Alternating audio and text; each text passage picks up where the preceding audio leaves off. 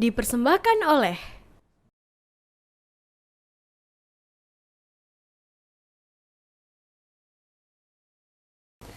Bismillahirrahmanirrahim. Assalamualaikum warahmatullahi wabarakatuh. Waalaikumsalam. Alhamdulillah, salatu wassalamu ala rasulillah sallallahu alaihi wasallam. Amma ba'd, pemirsa TVmu dimanapun Anda berada, semoga selalu dalam limpahan keberkahan, kesehatan, dan rahmat dari Allah Ta'ala.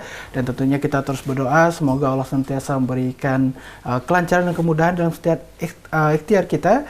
Dan tentunya Allah selalu menjabah doa-doa kita. Amin ya rabbal alamin. Dan alhamdulillah kembali hadir dalam resep ilahi, ikhtiar meraih sehat walafiat, sehat fisik, sehat psikologis, sehat sosial, sehat spiritual.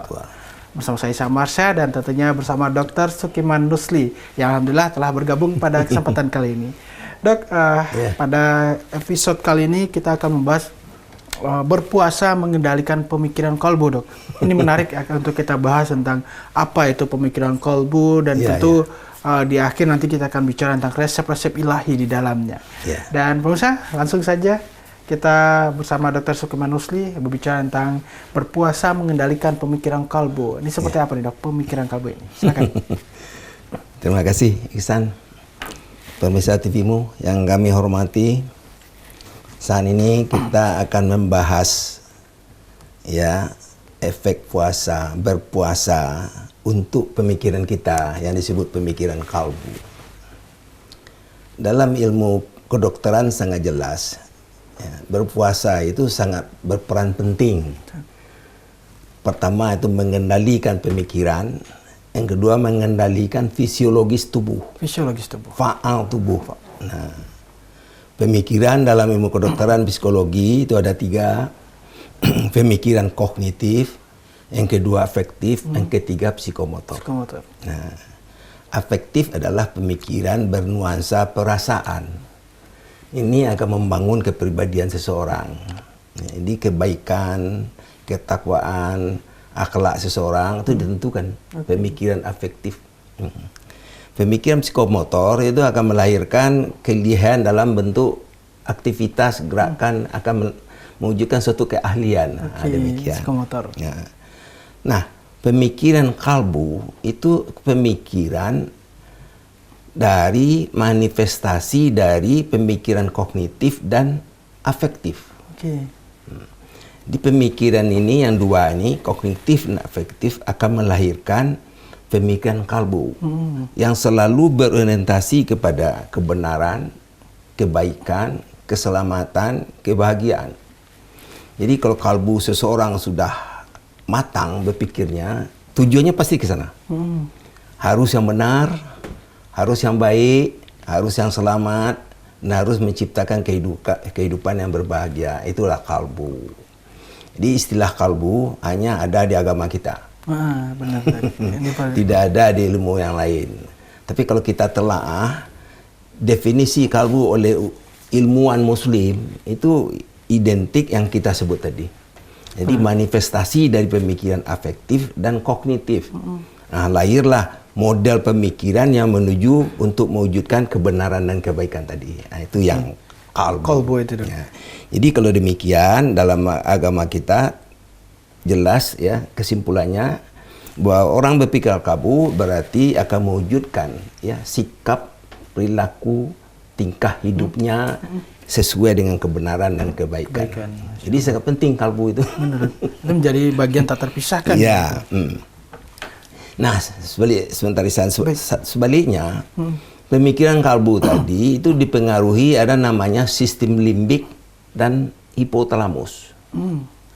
Sistem limbik di bagian bawah otak itu mengkoordinir kerja saraf otonom namanya. Jadi hormon-hormon simpatis, parasimpatis itu dipengaruhi sistem limbik. Hipotalamus itu mengendalikan sistem hormon. Nah, pemikiran orang yang di bidang kalbu ini akan bisa mempengaruhi kinerja saraf otonom tadi dan sistem hormon tadi. Nah, saraf otonom dan sistem hormon itu adalah mengkoordinir organ-organ internal tubuh. Mengkoordinir kerja jantung, kerja paru, hati, ginjal gitu. Jadi kalau kalbu orang terganggu, terasa di dada. jantungnya nyeri. kencang, Benar. ya, bulu hatinya perih, dia mual, dia nggak bisa tidur, perasaannya enak. Nah, itulah contohnya. Jadi tidak salah juga pendapat orang banyak bahwa kalbu itu tempatnya di dada. Oke. Padahal tuh manifestasi dari pemikiran kalbu yang terasa di dada. Dia ada namanya penyakit psikosomatik. Seperti apa, Dok? Itu penyakit fisik akibat gangguan psikis. Itu terasa di dada semua, di perut, di dada, di debar-debar, rasanya di dada, ulu hatinya merasa sesak, dia mual, dia enak, kayak gitu. Itu perlu ini, Dok, maksudnya karena memang pemikiran kalbu bagi asal dari pemikiran ya, Dok, ya. Iya. Ini menarik karena memang dari segi penafsiran kita mungkin secara awam, Dok, bicara tentang pemikiran kalbu adanya di antara jantung dan hati ini, Dok. Karena memang terlebih kita melihat ada realitas, mungkin ada orang yang patah hati tiba-tiba badannya sakit seperti itu, Dok. Ini bagaimana, Dok, dalam konteks ilmiah? Ya, memang demikian. Penyakit kalbu atau pemikiran kalbu dalam bahasa Indonesia itu sama hati. Hati, Dok, ya? Ya, hati. Ya, bukan hati organik, bukan hati pemikiran. Ini harus. Nah, itu berbeda, sangat berbeda itu. Ya, nah, dalam pemikiran kalbu itu ada gangguan yang terjadi itu. Pemikiran kalbu itu biasanya nggak stabil, mudah dipengaruhi pemikiran hawa nafsu. Nah, kalau itu sudah ada, timbullah penyakit-penyakit, ya, pada diri orang itu yang disebut penyakit kalbu atau penyakit hati. Penyakit hati. Oh, penyakit hati banyak banget, Ihsan. Yang pakai hati aja nggak sedikit itu. Ada sakit hati, busuk hati, tinggi hati, iri hati, yang tadi patah hati, makan hati. Nah, itu semuanya dari hati nih, Dok, yang itu penyakit kalbu, penyakit perasaan dan emosi. Nah, itulah. Di penyakit hati itu atau penyakit kalbu itu mengganggu kehidupan bermasyarakat. Ya. Di hubungan kita personal kita dengan orang juga terganggu, ukhuwah bisa rusak. Nah, itulah penyakit. Apalagi manifestasi dari hawa nafsu. Nah, itu lebih jelek itu. Betul. Ya, orang kasar, marah, mendendam, benci melulu, khianat. Nah, inilah. Jadi itu penyakit hati yang diikuti oleh hawa nafsu yang bergejolak. Itu kan, ya. Ini terang nih, Dok, bicara tentang pemikiran kalbu, mana maksud implikasi yang hadir di dalamnya. Tadi ada pemikiran hati, yang berkaitan dengan tadi penyakit hati juga. Dan kita akan bicara tentang tuntunan, dalil-dalil atau hujah-hujah bicara tentang pemikiran kalbu nih, Dok. Usai jeda berikut tentunya. Dan pemirsa tetap bersama kami dalam Resep Ilahi. Alhamdulillah, pemirsa, Anda masih bersama kami dalam Resep Ilahi. Ikhtiar meraih sehat walafiat, sehat psikis, sehat fisik, sehat psikologis, sehat sosial, sehat spiritual tentunya. Dan dengan tema kita, berpuasa mengendalikan pemikiran kalbu. Tadi sudah diulas ya, Dok, ya?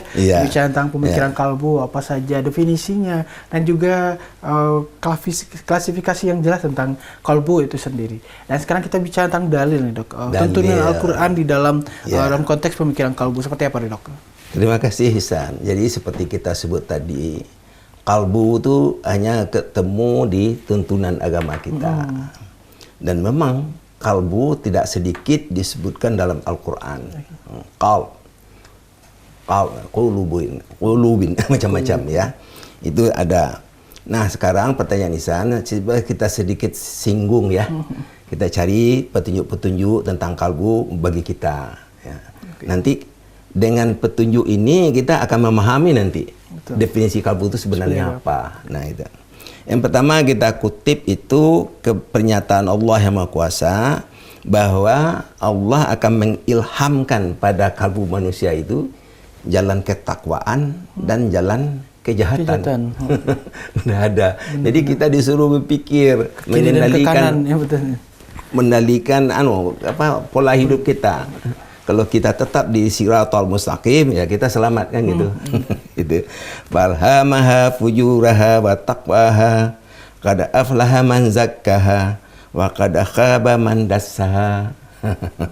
Yaitu, maka Allah menghilhamkan kepada kalbu manusia, pemikiran manusia itu ketakwaan dan kejahatannya. Nah, sebut beruntunglah orang yang memeliharanya dan sangat merugi orang yang mengotorinya.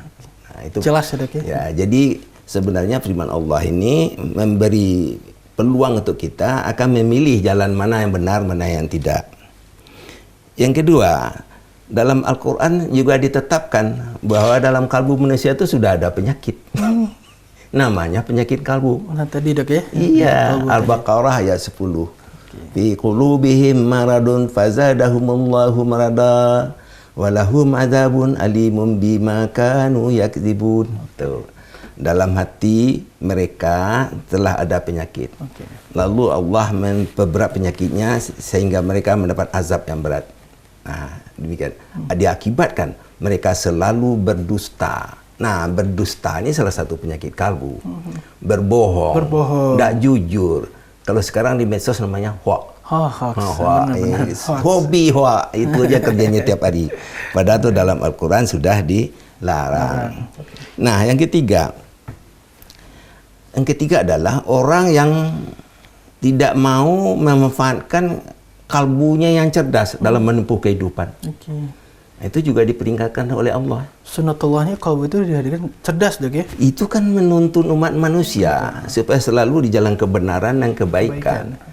Jadi pemikiran kalbu adalah salah satu metode pemikiran yang sangat penting untuk meraih takwa kepada Allah. Nah, itu kesimpulan kita dalam agama. Ya. Ada ayat itu menyebut walaqad zara'na li jahannama katsiran minal jin wal ins. Nah, lahum qulubul la yaqahuna biha. Nah, Allah menetapkan bahwa isi neraka itu adalah jin manusia. Manusia yang mana? Manusia yang sudah punya kalbu tetapi tidak dimanfaatkan sebagaimana mestinya. Nah, jadi ini orang yang malas, ogah, mempergunakan kecerdasan kalbunya dalam menempuh kehidupan. Yang keempat, nah ini dalam rangka mempelajari Al-Quran ayat ini di surat Muhammad kalau tidak salah. Ya, itu bagaimana kita umat muslim ini sebenarnya harus mentadabbur Al-Quran. Mempelajari Al-Quran dengan sungguh-sungguh. Ya, memahami, mendalami, menghayati dan mengaplikasikan. Nah, ada pertanyaan di situ, ya. Afala yatadabbarunal Quran? Nah, apakah tidak mentadabbur Al-Quran? Nah, am ala qulubin akfaluha, atau kulubnya, kalbunya sudah tertutup. Jadi pemikirannya sudah tertutup. Di ayat ini jelas banget, tidak mungkin kalbu itu disebut jantung. Kalbu itu adalah pemikiran. Ya. Al-Quran sudah ada, diwajibkan mempelajari, tapi tidak peduli. Nah, pengertian apakah kalbunya sudah tertutup atau terkunci. Bahkan kita juga sempat mendengar ayat khatamallahu ala qulubihim gitu. Nah, itu bagaimana? Tertutup hatinya, tertutup hatinya, menerima kebenaran, menerima tuntunan. Baik, Dok. Nah, ini tadi Dok yang bicara tuntunan. Kita pernah kerap mendengar ada syair-syair yang bicara hati kolbu adalah raja. Bila baik di dalamnya baik pula amalannya, seperti itu Dok. Artinya ini menjadi pengendali apa? Tadi kecenderungannya berbuat kebaikan, hal-hal yang diperintahkan oleh Allah. Namun apa yang membuat ini kecenderungannya malah ke kiri Dok? Misalnya ke arah kejahatan atau melakukan tadi menimbulkan penyakit hati seperti tadi Dok. Ya. Ada hadis ya, bahasa Indonesianya. Dalam tubuh manusia itu terdapat segumpal daging. Apabila daging itu berfungsi baik, maka baiklah manusia itu. Apabila berfungsi buruk, maka buruklah manusia itu. Segumpal daging itu adalah kalbu. Nah, sekarang kita bertanya. Coba kita kaji segumpal daging itu apa. Kalau dalam ilmu kedokteran, kita hanya bisa menjawab segumpal daging itu adalah otak yang bekerja pemikiran, yang mengendalikan seluruh fungsi organ tubuh. Nah, itu kalbu. Di segumpal daging. Jadi kalau otak kita lihat dalam kedokteran itu beratnya 1,5 kilo. Terdiri bermiliar-miliar sel dihubungkan dengan sinap. Fungsinya dua yang utama itu. Satu berpikir, yang kedua mengendalikan organ tubuh yang lain, mengendalikan kerja jantung, paru, ginjal, hati dan lainnya. Nah, itu segumpal daging. Jadi yang cocok segumpal daging itu ya memang otak tadi Dok ya. Ya otak. Jadi tidak salah dalam surat At-Tin disebut ya ya, demi buah tin, buah zaitun, demi bukit Tursina, demi negeri yang aman. Laqad khalaqnal insana fi ahsani taqwim. Sesungguhnya manusia itu dibentuk dengan sangat sempurna. Nah, kesempurnaan itu adalah segumpal daging tadi. Segumpal daging itu adalah berada yang paling tinggi pada manusia. Itu tadi di otak, dilindungi oleh tulang yang sangat keras, namanya tulang tengkorak, supaya manusia itu selamat. Masya Allah. Itulah kalbu. Itulah ya, kalbu. Janganlah dirusak kalbunya, kan begitu. Insya Allah. Jagalah kalbunya, manfaatkanlah dalam menempuh kehidupan. Insya Allah ya. Baik, terima kasih Dok. Masya Allah, ini luar biasa pencerahan buat kita pemirsa, pemikiran kalbu, bagaimana kita mengendalikan pemikiran kalbu, dan juga tadi dalil-dalil yang berbicara tentang bagaimana manusia sejatinya harus mampu mengendalikan kalbunya. Dan kita akan kembali saja berikut, tetap bersama kami dalam Resep Ilahi. Alhamdulillah pemirsa, kita tiba di penghujung acara di Resep Ilahi dengan tema kita berpuasa mengendalikan pemikiran kalbu. Dan tentunya seperti biasa di segmen terakhir ini kita akan berbicara resep ilahi. Ini kuncinya nih. Apa resep untuk kita tentu mampu mengendalikan pemikiran kalbu dalam konteks berpuasa ini. Saya kan Dok, langsung saja untuk resep ilahi. Jadi Ihsan, resep ilahi berarti petunjuk tuntunan dari Allah Subhanahu wa taala dalam rangka kita menempuh kehidupan. Betul. Tadi masalahnya adalah kita ini banyak menyimpang dari kalbu yang benar gitu. Nah, sekarang apa kira-kira yang penting kita ketahui dalam bentuk resep ilahi untuk menyikapi, mengatasi atau menanggulangi kalau memang ada masalah di bidang pemikiran kalbu kita. Nah, itu. Nah, di bulan Ramadan, Ihsan, itu banyak banget peluang atau wadah yang tersedia sebenarnya itu untuk melatih pemikiran hati kita, pemikiran kalbu kita. Jadi setiap malam, ya, mulai dari siang kita sendiri, kita melatih pemikiran kita, ya kan? Malam-malam kita sholat tarawih, witir, mengaji, ya, menimba ilmu, meningkatkan ukhuwah, itu adalah mencerdaskan kalbu kita. Nah, itu sangat penting dipahami itu. Nah, seperti memahami Al-Quran, ya. Itu kalau bisa lebih mendalam, mentadabur namanya. Tadabur tadi. Ya, mentadabur Al-Quran. Mengetahui, memahami, mendalami, menghayati, dan mengaplikasikan nilai-nilainya untuk kehidupan kita. Itu memang harus dipelajari. Ya, dilatih jiwa kita, dilatih kemampuan kita, supaya kita mengetahui ilmu yang sangat hakiki itu, yang merupakan wahyu ilahi. Itu pertama. Langsung dari Allah Subhanahu wa taala. Yang kedua, dalam bulan Ramadan juga harus tingkatkan ibadah kita. Ya, ibadah kita dalam rangka kita meningkatkan ittaqullah, ketakwaan kita pada Allah. Selama Ramadan lah suatu wadah yang sangat jelas ya, bagaimana kita mewujudkan akidah yang murni, menampakkan ibadah, semua ibadah ya, yang dilaksanakan dengan taat, itu melatih jiwa berakhlak mulia dan juga beramal saleh. Nah, ini poinnya, amal saleh di situ bersedekah, berinfak, membayar zakat di zaman itulah ya, di masa bulan Ramadan itulah kita laksanakan. Nah, yang ketiga itu dalam Ramadan juga melatih kita bagaimana hidup ini hati-hati dan penuh perhitungan. Ini sangat penting nih sana. Ya. Janganlah tergelincir walaupun jalan licin. Janganlah tersesat walaupun jalan bersimpang. Janganlah tersandung 2 kali pada batu yang sama. Itu sangat penting. Itu pepatah Melayu itu. Hati-hati dalam menempuh kehidupan. Kalau tidak hati-hati, ceroboh, kita malapetaka bisa datang. Jadi harapan kita terhadap muslim siapapun dia, apa biasa, apakah pemimpin, pengusaha, ya, mari berlatih diri, berbuat baik untuk sesama, untuk diri kita sendiri juga, dan untuk negara dan bangsa kita. Baik. Nah, karena kita melihat apalagi terkait dengan mengendalikan pemikiran kalbu, dan juga kalau kita bicara tentang kalbu dibalik, kan kita sering mendengar di balik pemikiran sehat, tubuh yang sehat. Dan untuk tubuh yang sehat ini Dok, kita kan ada, kalau kita kemarin sempat menyinggung bagaimana konsumsi sedikit Dok, konsumsi masyarakat masyarakat di bulan puasa, ini dalam konteks berpuasa, bagaimana konsumsi cairannya nih dok, ini sedikit dok. Oh, untuk begitu. mengurangi dehidrasi. Itu Ya, gimana, Dok? memang Ihsan, ya manifestasi ya dari pemikiran yang benar itu harus didukung oleh fisik tubuh yang sehat walafiat. Tidak mungkin tidak itu. Betul, betul. Di asupan gizi halalan dan thayyiban, halal dan baik untuk tubuh itu harus dipraktekkan. Oke. Nah, gizi itu ada 6 tuh Ihsan, ya.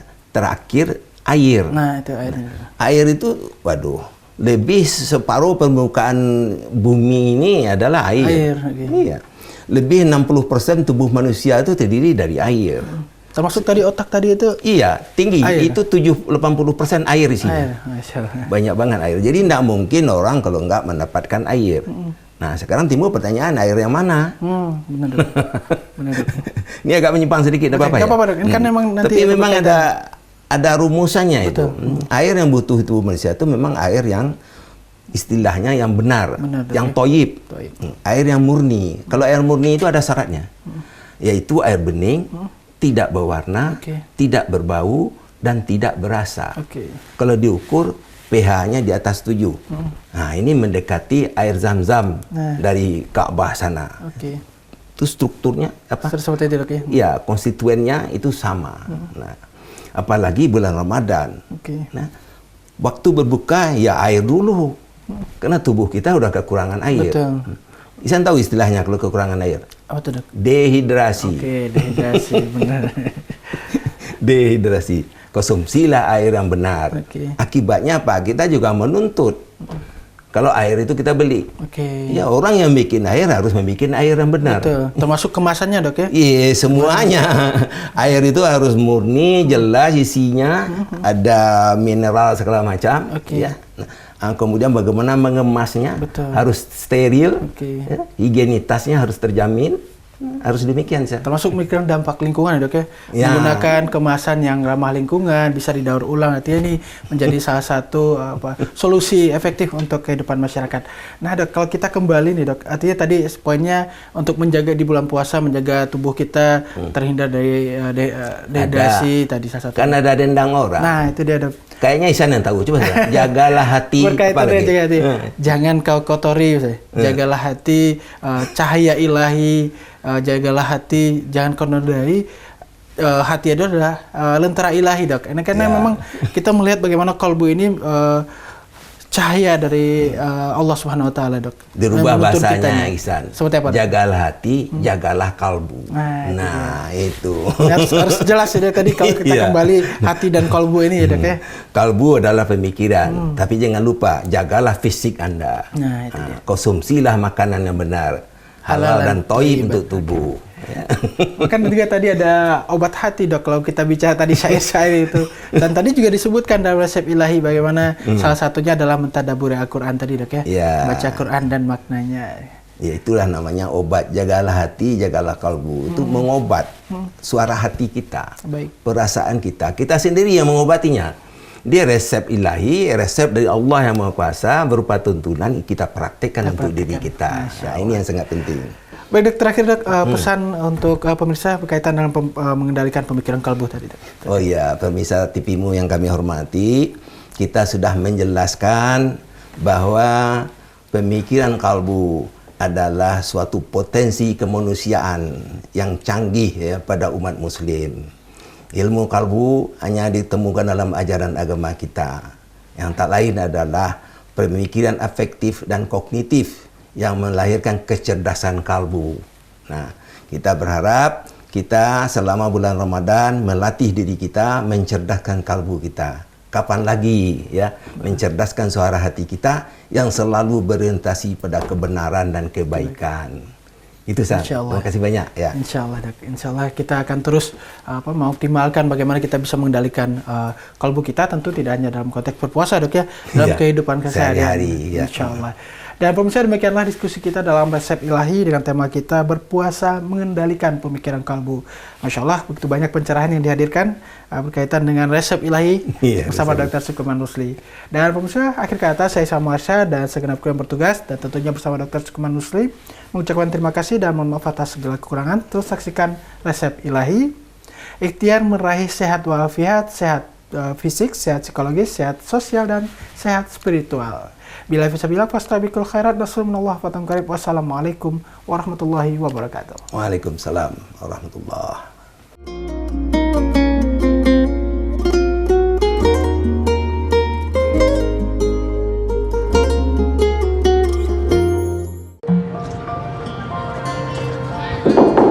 Sibuk warawiri, tahu-tahu beduk udah bunyi.